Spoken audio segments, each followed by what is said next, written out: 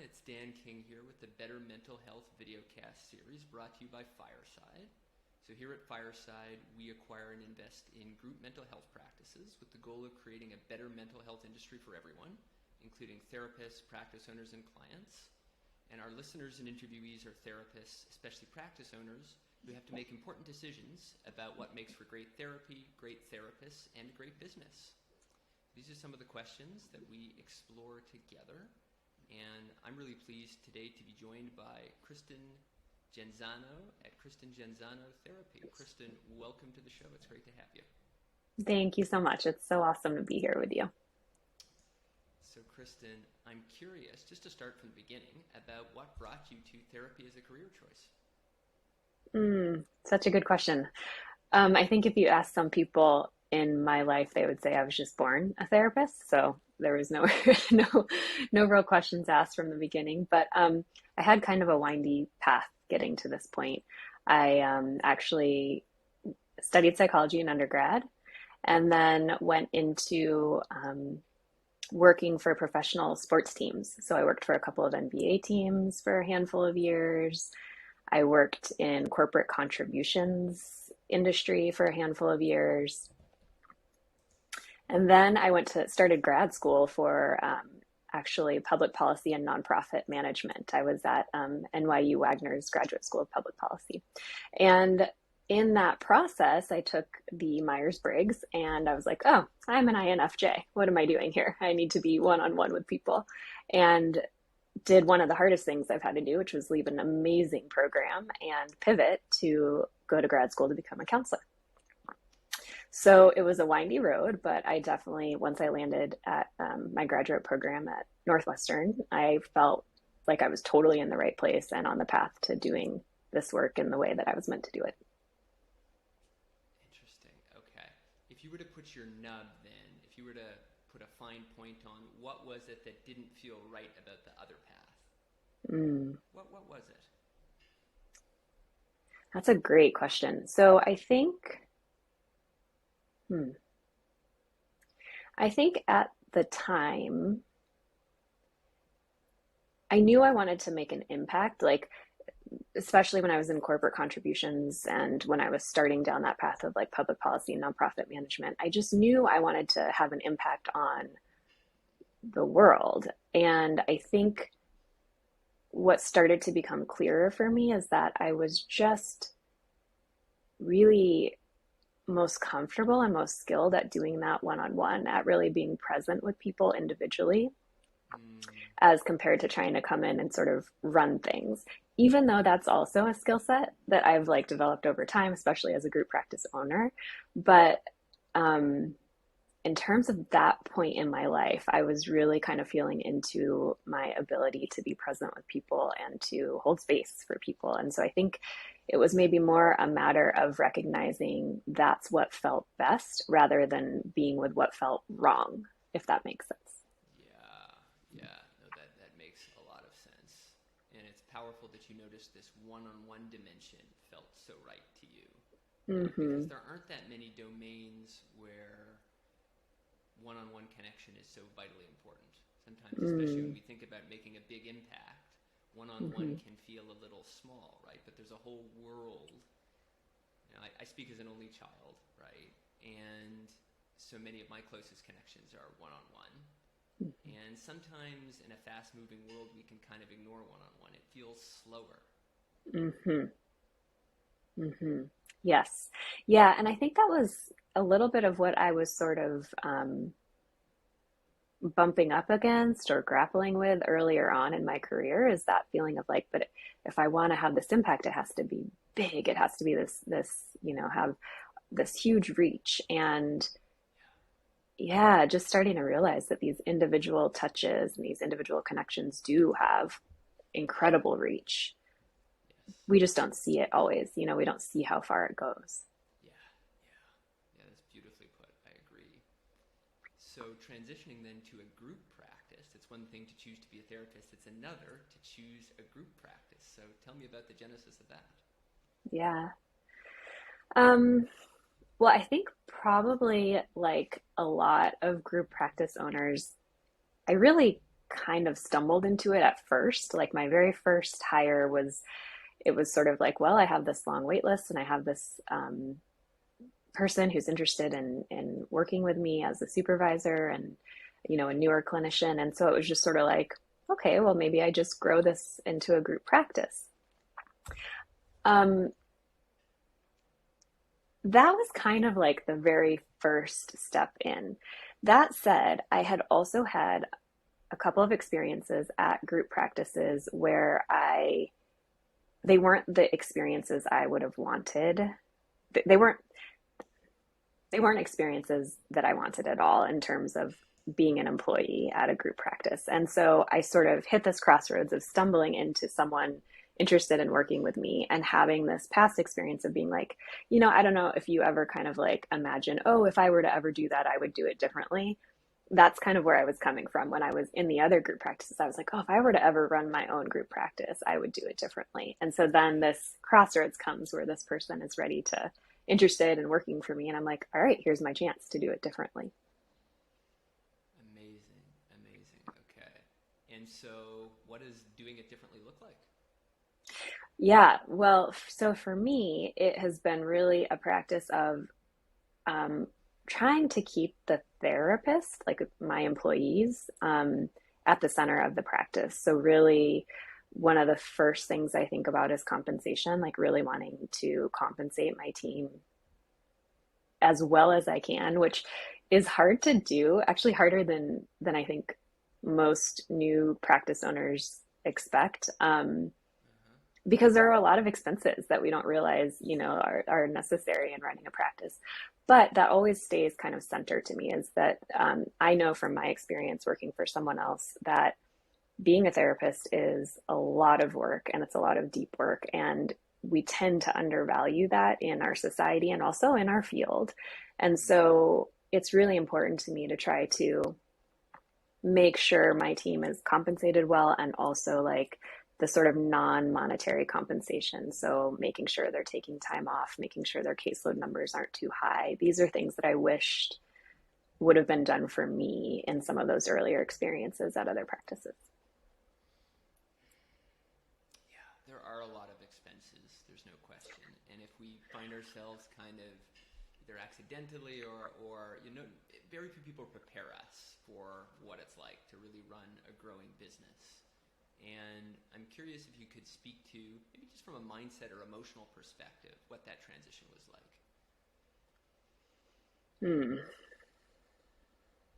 Gosh. Well, I think that I did a lot of just sort of learning as I still am doing a lot of learning as I go. And so I think from a mindset perspective, it's kind of shifting into this fluidity, flexibility, adaptability, like this kind of space of like, I think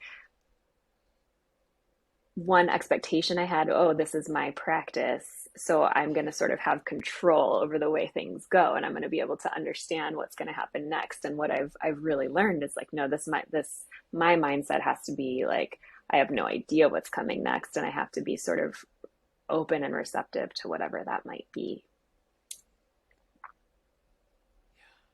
People have a lot of agency, and the more people that work for us, the more stakeholders are impacted by our business, the more I find business owners in any domain, whether therapists or not, if they end up doing it for a while, and if the business really grows, humility tends to set in at some point.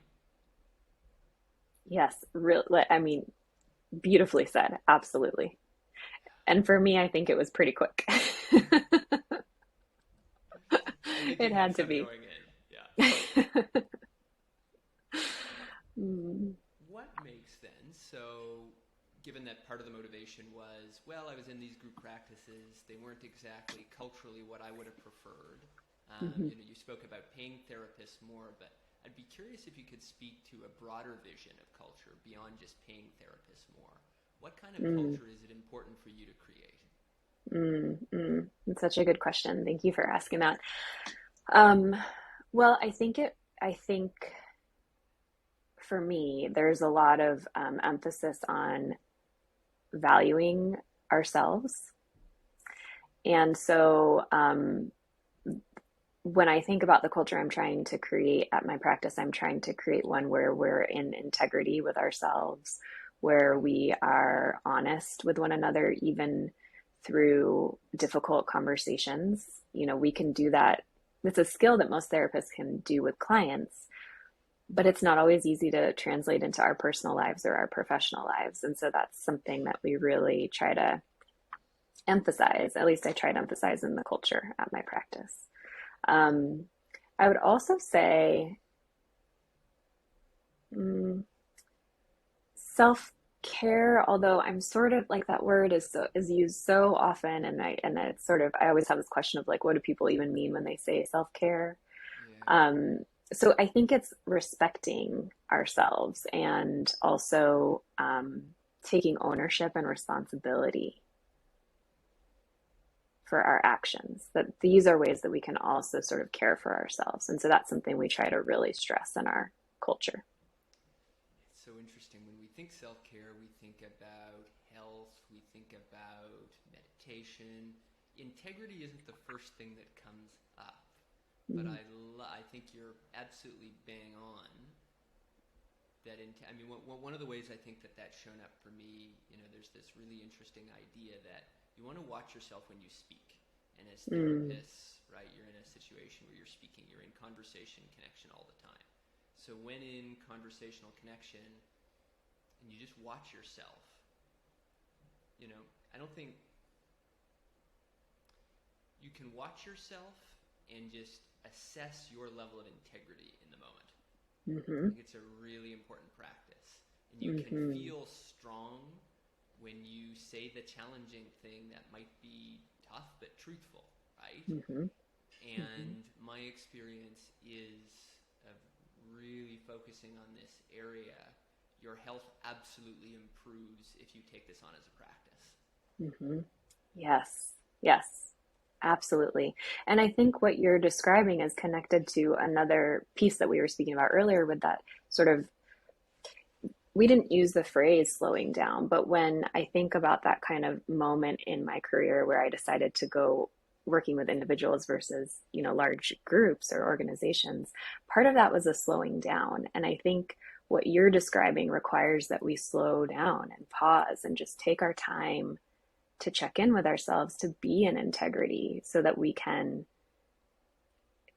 be like you're saying, being in that space means that we are automatically taking better care of ourselves.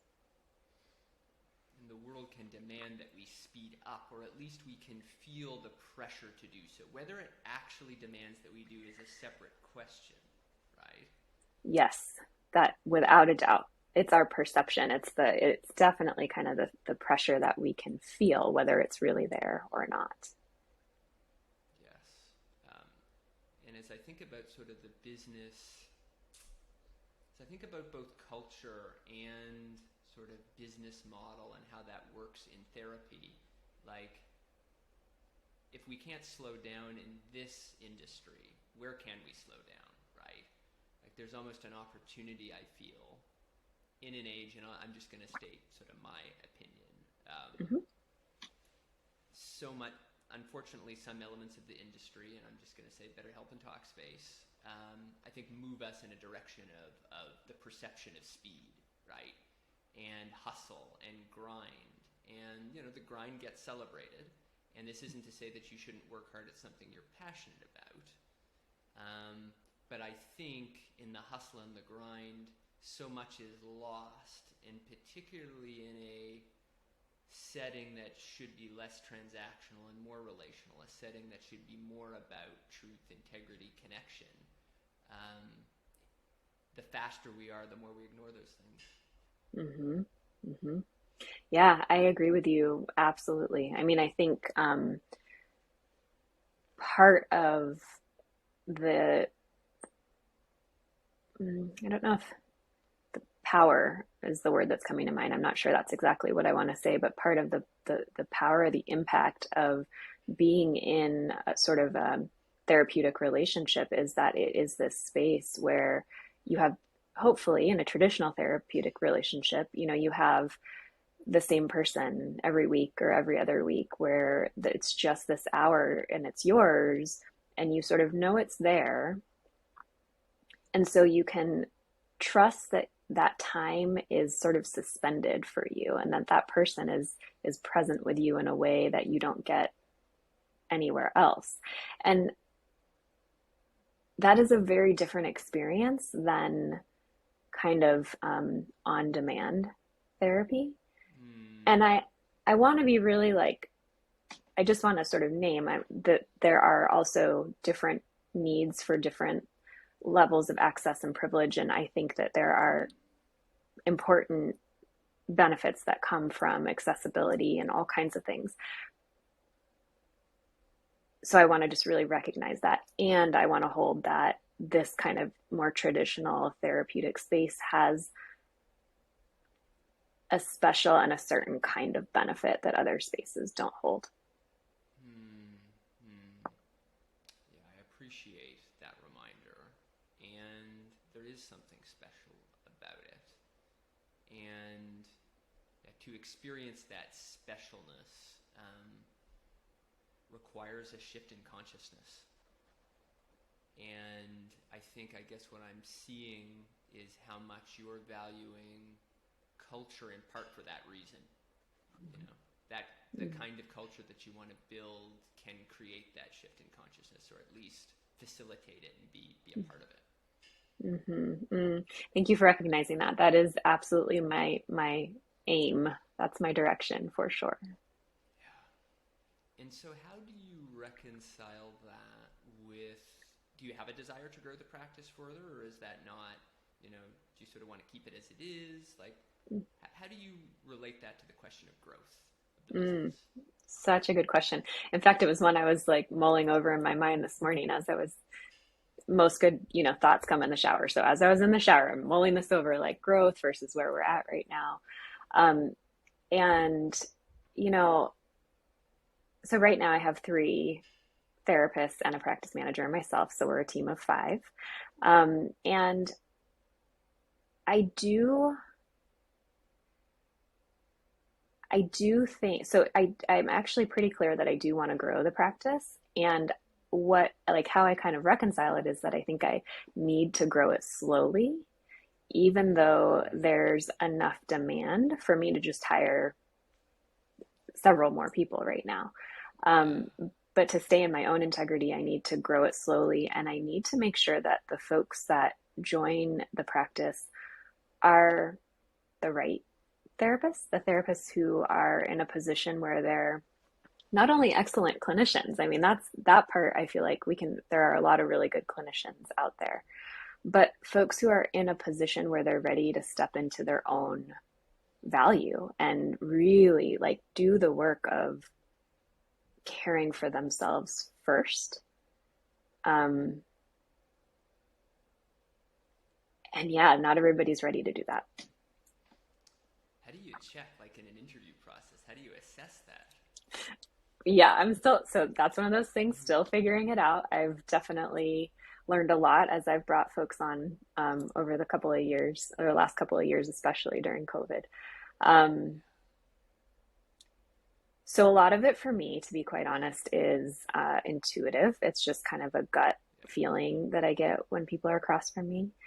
And then there's questions I ask around, like, what are the ways you take care of yourself right now? What are the caseload numbers you're used to, and what do you want? Where do you want to be? And why do you want to be at that number? Because that's a big piece, is the why. It's like, if the why is because I feel most fulfilled when I'm seeing 6 people a day, 5 days a week. Okay, great. If the why is because I need that, sort of amount of money to sustain myself, that's a totally legit reason. Yeah. And that's just an indicator of where that person is at, which isn't right or wrong. Yeah. You've got to make decisions that are best for the specific kind of culture that you want to create. Exactly. And that is, I feel like, at least for now, very much a work in progress. And on this question, are your therapists part-time, full-time, a mixture of?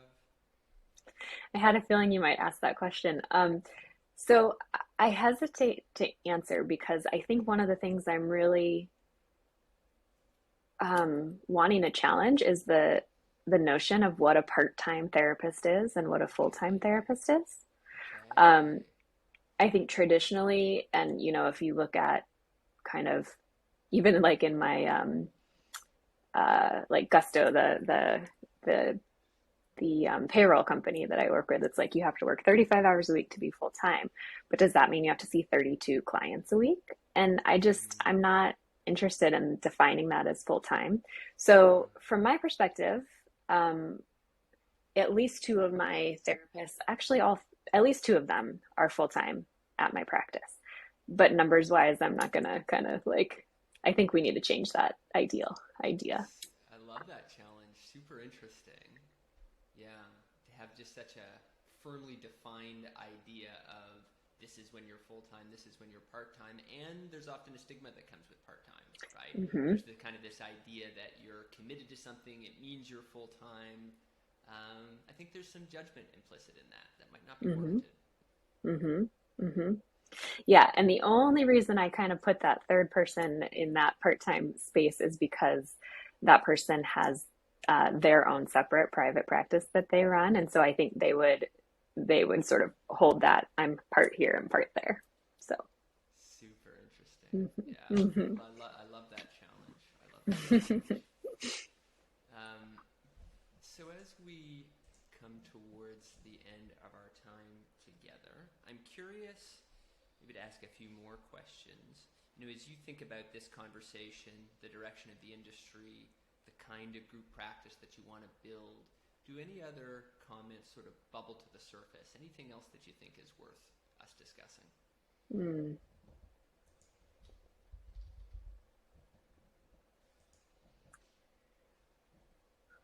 Well, I think one question that sort of comes up for me in this space is just like, I think because I have such a vision of where I want my practice to go, I think the question that comes up is like, do other owners want this too? Or are other group practice owners kind of just wanting to um, do more of what's already been done? And, obviously, I don't think you or I have the answer to that, but that's definitely a question that bubbles up for me, this kind of philosophical piece. I'd be curious to learn more if you feel you have this really clear idea of the vision. We've talked about slow growth, we've talked slower growth, we've talked about culture. Are there any other elements of the vision that maybe we should flesh out that we've missed? Yeah. Um,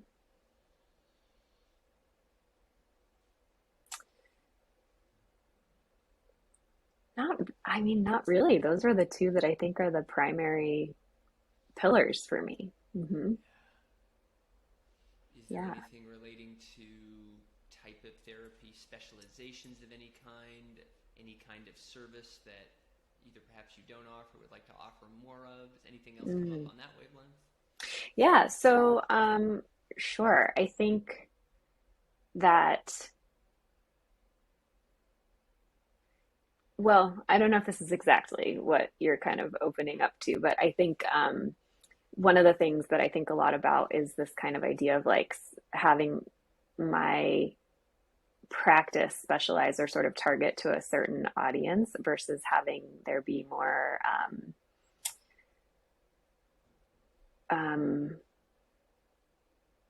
I guess kind of like, a more sort of generalist kind of practice. And Mm, that's something I've just sort of grappled with a lot over the last couple of years, and in part because um, there's this tension that I feel between wanting to serve like diverse populations and then also wanting to recognize that um, we can't be everyone to everybody. We can't be everything to everybody. And yeah. so because um, because equity is one of our core values at my practice and inclusion is with that, there's this real tension around like who do we serve, why do we serve, who do we market to because that's part of who we serve, and why do we why are we marketing to those people? Is that because we want to just sort of check a box of diversity, equity, inclusion, or is that because we are really deeply trained in this space and can hold that for folks who need that? So that's an area I can get really kind of excited and interested in exploring. Yeah. I know I have in the past with coaching practice, and I know many others have, they feel the pressure to specialize, right? Mm-hmm. And so it's always important before you rush to like check the marketing 101 box that you ask some of these questions.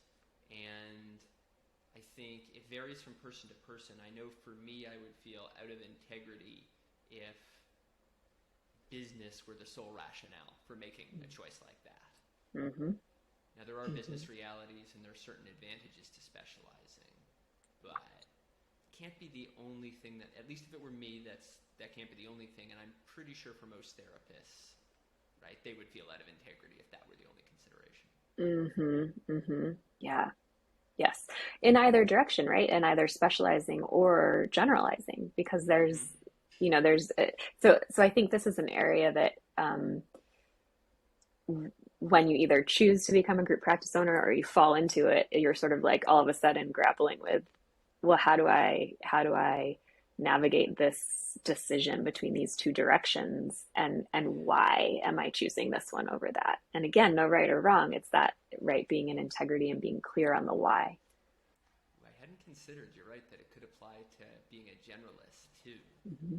Um, and I think one of the things, in contrast to virtually any other kind of services business that I can think of, we're in a strange moment, hasn't always been this way, where there's just so much demand for therapy. There is so much demand for mental health help that you can break that sort of 101 rule in a way that you can't in other businesses. So the Mm-hmm. option is there, and maybe that's a good thing in giving people that variety and that sense of possibility. The option is there, and it often isn't Mm-hmm. Mm-hmm. in other Yes, spaces. that's Yeah. absolutely such a good insight, especially like you say in this particular moment. Awesome. Kristen, I think we've raised some incredible questions here.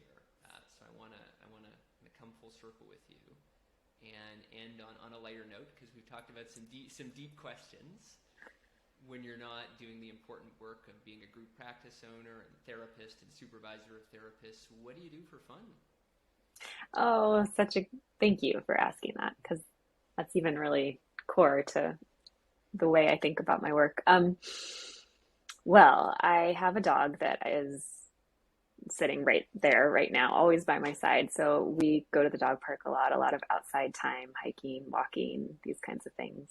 And I spend a lot of time reading for pleasure. I love reading Mm-hmm. fiction.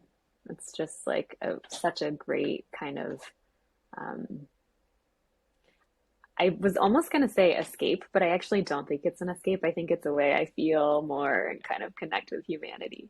So, yeah, a lot of reading, a lot of just time outside whenever I can get it. I love the sun. Anytime I can be in the sun, I'm the happiest I can be. Amazing. Yeah, yeah. So good to be outside for as much as we can. Yes. And Yes. last, very quick question. I'm just curious, what are you reading right now? Oh, I just finished reading Stephen King's The Long Walk. I don't know if you've ever read it. It's not light. It is very intense, as you might guess with a Stephen King book. But Yeah. yeah, I just finished it just the other day. I Okay. don't know what's next. We'll see. We shall. Kristen, such a pleasure. Really, really enjoyed this unbelievably rich conversation, and I'm sure others Mm, will too. thank you so much, Dan. I appreciate you and what you're doing and your time here together too.